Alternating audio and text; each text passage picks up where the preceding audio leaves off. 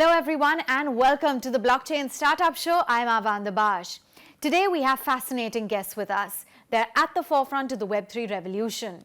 We'll be talking to Jad Chahine as well as Kishore Bhatia of Superscrypt, a pioneering crypto-native venture capital firm.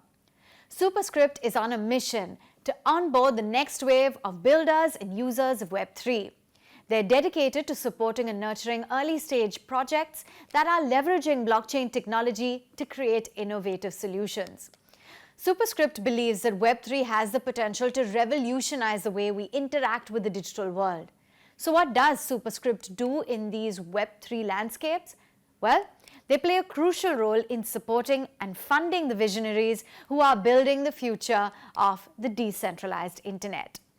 But what makes Superscrypt different from traditional venture capital firms?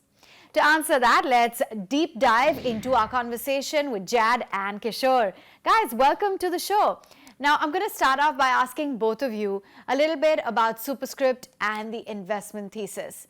So, Kishore, why does Superscrypt focus so heavily on investing in infrastructure and emerging use cases? I'll give you some background on how the name happened, right? So if you think about the word Superscript, literal meaning, all about exponentiating the companies that we invest in. Superscript itself wants to multiply the effect of these founders in the impact that they create with their companies. And at the same time, we want to remain small, right? The whole thing is to make sure that there is a global footprint for these founders. And that's right, the exponentiation factor that we want to go for. The crypt, if you observe, the spelling of Superscript is actually with a Y in crypt. And that's basically because we wanted to kind of like give a homage to the Bitcoin programming language script. So that's also the other part, which is cryptographic, and there's an element of like such a programming language that exists in very early stages of smart contracts, that were happening with a simple scripting language in Bitcoin. So that's how the name overall came together. Jad, let's get in your thoughts. What exactly is the investment thesis? So Superscrypt is an early stage crypto-native VC fund whose mission is to onboard the next wave of users and builders into Web3. We invest in category-defining Web3 teams and partner with them to help them scale their business. So our focus is on infrastructure and emerging use cases. Some of those areas include wallets and identity, credentials, developer tools, data indexing and search, scalability and privacy, including ZK, and then the use cases that can be built on top of this infrastructure. Superscrypt is quite unique, as we're made up of founders that have decades of years building and scaling technology businesses. And we lever this experience to not only help our own portfolio companies, but the ecosystem as a whole. We support in ways from technology to business, to product, tokenomics, and also community building. So Kishore, how has the investment strategy changed for you after the slowdown that we've seen in Web3? I call the cycles, we've been in the cycles, I'd say, for a longer time to see that most of the investment right now is through thesis and looking at the longer term, belief and conviction that Web3 is the future of internet, right? So if you look at that, you're not actually going by a reactionary, way of cycles, but at the same time, you're also looking at different signals, whether it's the overall investment horizons, whether it's looking at use cases, emerging use cases that are coming up, or the gaps that we have in the industry, and you're basically adjusting your strategy according to, that particular cycle. So that's basically the long and short of it, right? I would say that in the more current cycle, where we are going is constantly looking back at our thesis on, hey, what are some of the modules in the larger, crypto architecture or Web3 architecture that is missing. The modifications will happen based on also new learnings that come out of research bodies or standard institutes. One of the thesis evolution has been towards where is zero knowledge proof headed, right? So right now you've got two of them. You've got the scale aspect of zero knowledge proofs, and you've got the privacy aspect of zero knowledge proofs. So we are basically looking at how does ZK help in scaling layer twos. And then is there enough appetite and research and applied project for ZK and privacy. So those are some of the areas that we are basically looking at. Okay, and Jad, we know that the Web3 ecosystem is changing, and it's changing very rapidly at that. So how does Superscrypt aim to maintain its edge in such a fast-changing industry? That's another great question. Thank you for asking that. So to your point, everything is changing quite rapidly. We do our part to be plugged in and support the community and be on the ground to where these changes are happening. We are mentors at accelerators. We work very closely with university groups where a lot of the thinking is happening. And then we partner with, well-established players in the space that are also leading the thinking to the, of the changes that are happening, bringing blockchain to the next level. To give you an example, we track the roadmap of Ethereum. We're very plugged into the different ZK communities.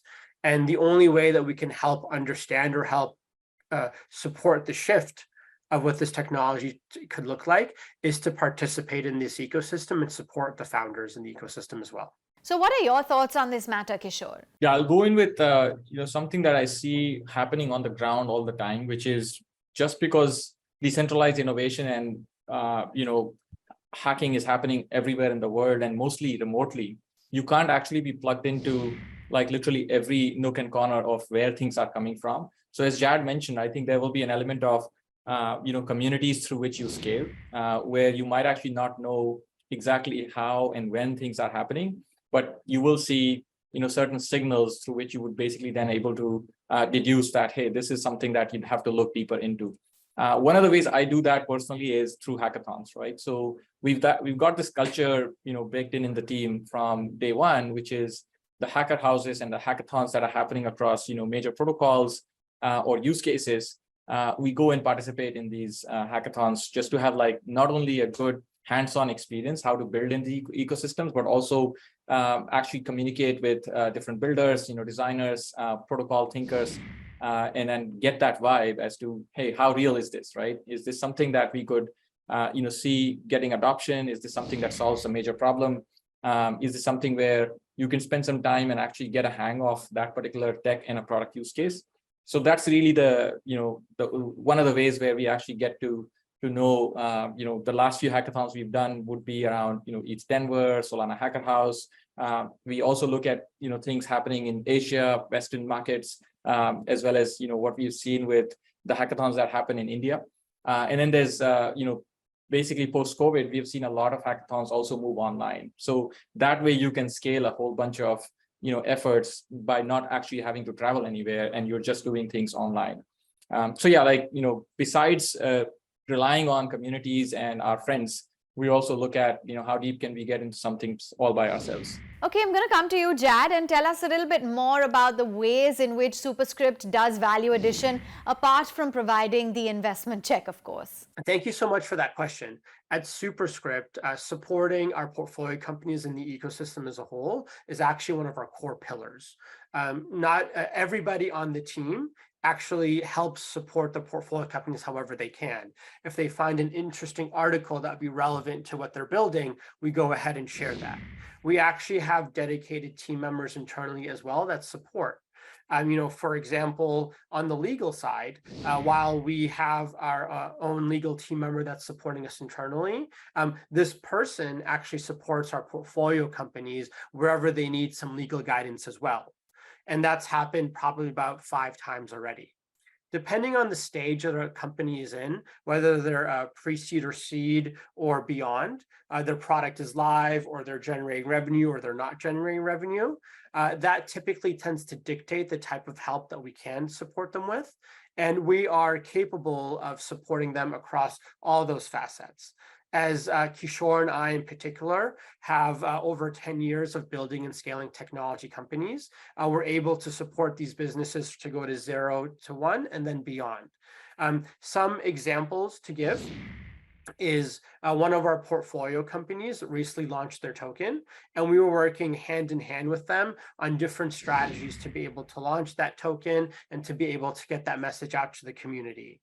Another example is one of our portfolio companies launched their product and they had a massive uptick in users, so much so that they weren't able to manage all the customer requests that were coming in, which means that certain requests were falling through the cracks, which means that the company was having a little bit of challenges managing their brand and reputation. So although they were doing a fantastic job overall, it was just too much to manage. So we actually stepped in and helped support them to work through their tickets, categorize their tickets and customer inquiries, and then help set up a system in place to be able to help them with that.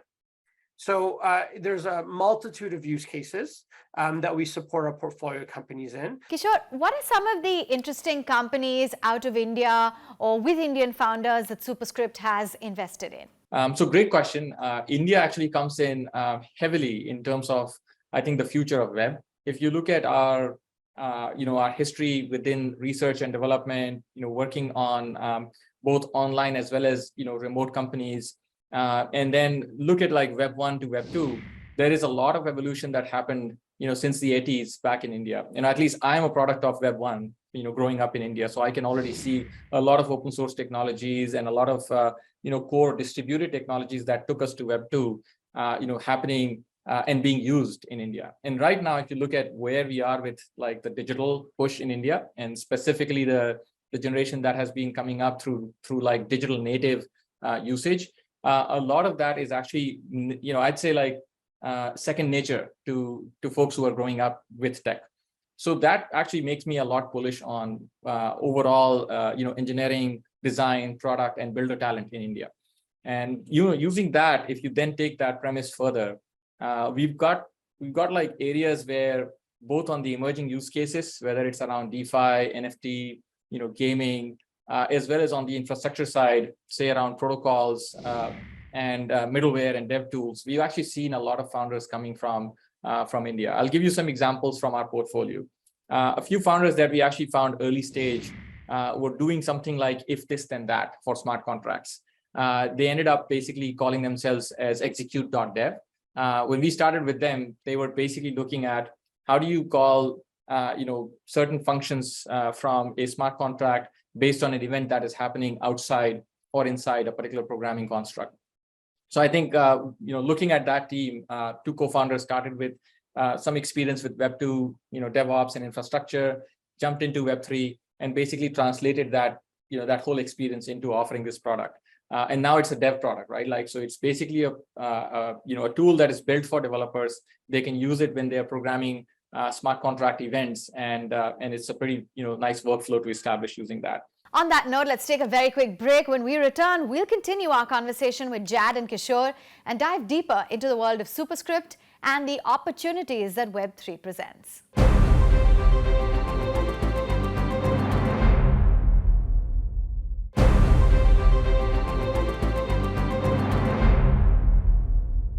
Hi everyone, and welcome back to the Blockchain Startup Show.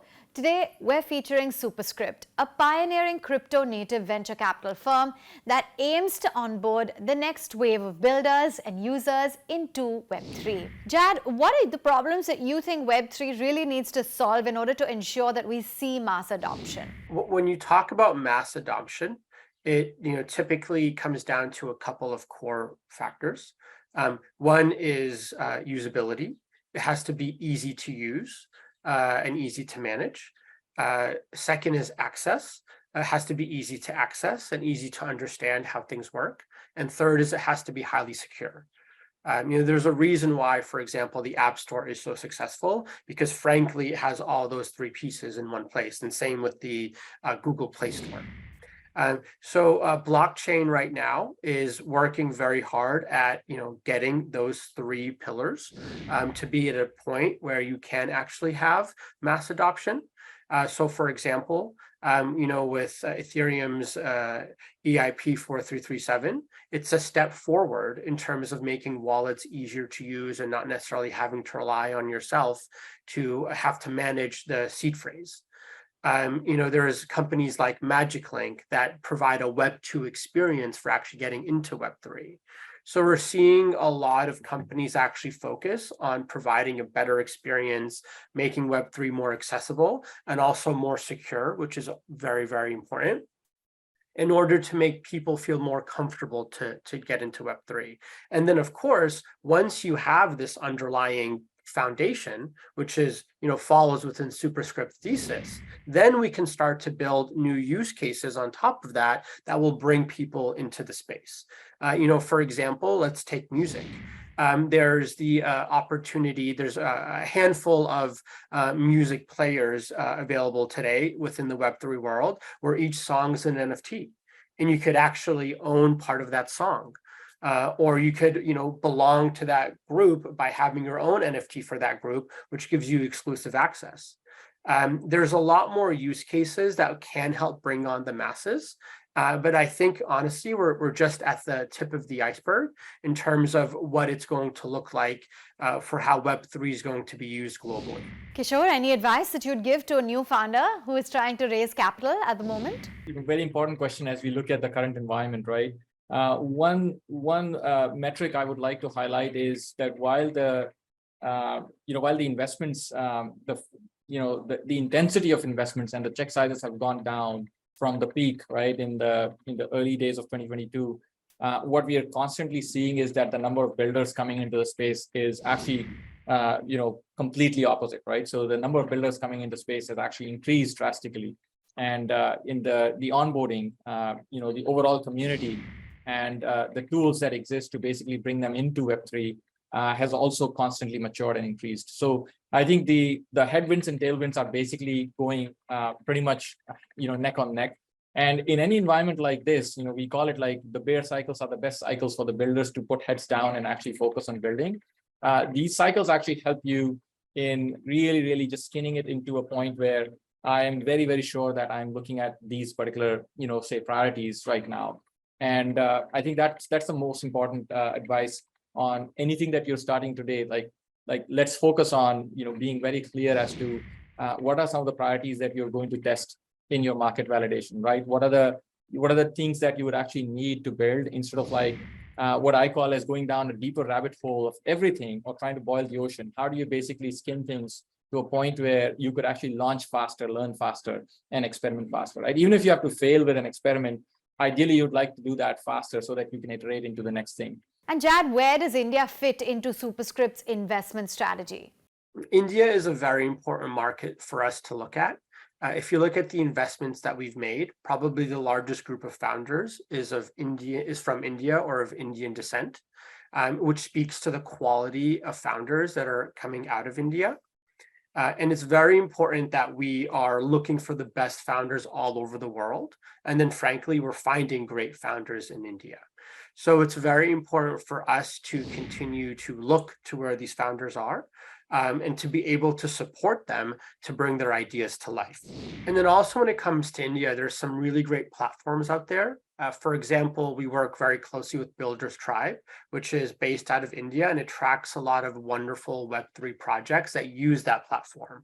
So it's actually a great way for us to find interesting Web3 projects from India. But it's very important to be able to give this message out to India. And really our goal is, we want more people in India, more developers, more use cases coming out of India.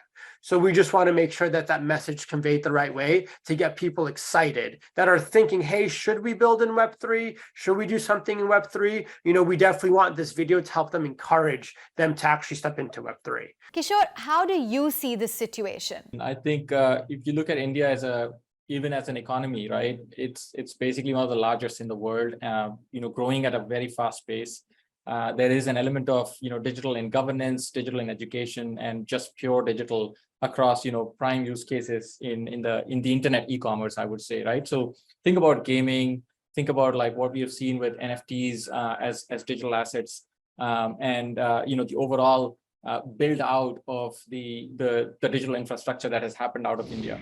And then on top of that, you're looking at where Web2 and Web3 kind of like converge, right? So in that sense, I think India is both a consumer market as well as a producer market for this. And I think that, Jad basically highlighted that, right? A lot of founders within our ecosystem right now are, coming in from India into different protocols by their sheer experience in Web2 or like just net new jumping into Web3 and contributing in as either protocol foundation level engineers or folks who are basically ready to create use cases in the space. So we're very bullish on where this goes, both in the consumption as well as in the contribution side for India. With that, ladies and gentlemen, we come to the end of yet another exciting episode of the Blockchain Startup Show. I'm Avan Dabash, signing off.